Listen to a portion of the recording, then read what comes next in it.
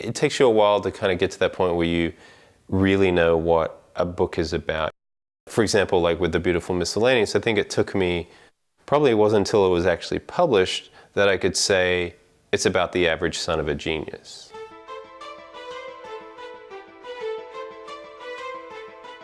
There's always a period when you're working on a novel where the research itself threatens to take over the whole thing, and you could find yourself like becoming a mini expert on neuropsychology and not have written a novel. I started to think about genius and the idea of it and how it means conflicting things in our culture. The dad uses particle physics to explain this pretty bizarre thing that's happened to his son. As I delved into this world, I came upon synesthesia, which is this condition in which the senses blend. So one of the prevailing theories is that we all have synesthesia up until the age of about 4 months. So that color and smell, for example, in an infant may well be a part of a single sensation. So that, a smell can be brown. Samuel, the physicist's father, develops his own theory about what synesthesia is, how it operates, but he's very curious about making sure that it gets studied and that Nathan is properly documented. When it comes to writing a female character, I have a certain amount of field research that I've already done, just in terms of growing up with girls and women in the house.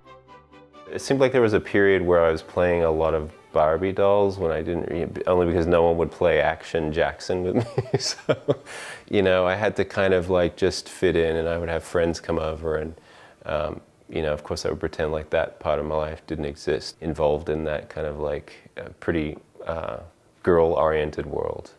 My dad is American, he grew up in the Midwest. My mother's Australian. They met when he was in the Air Force in the 60s. I feel like my core cultural identity in some ways is Australian, because that's where my childhood took place. I went to a Catholic, first of all it was a co-ed and then a Catholic boys' school. We all had to wear ties, and every time you got the strap, you would mark the back of your tie. So it was like it was almost like a badge of honor.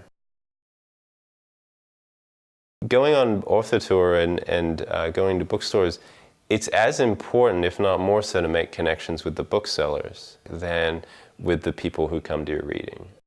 Sometimes you get these author escorts, which sounds kind of ominous, but actually it's just someone that the in-house publicity team has paid in that city or in that region to take you around. They pick you up at your hotel, they take you to the reading, they have dinner with you so you're not, sitting in your hotel room alone. And this woman in Wisconsin, I'll never forget, it was like right before Father's Day, my second book had come out.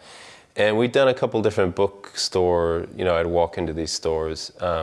And after the second one, she looked at me, she's like, yeah, you gotta do a much better job of selling yourself.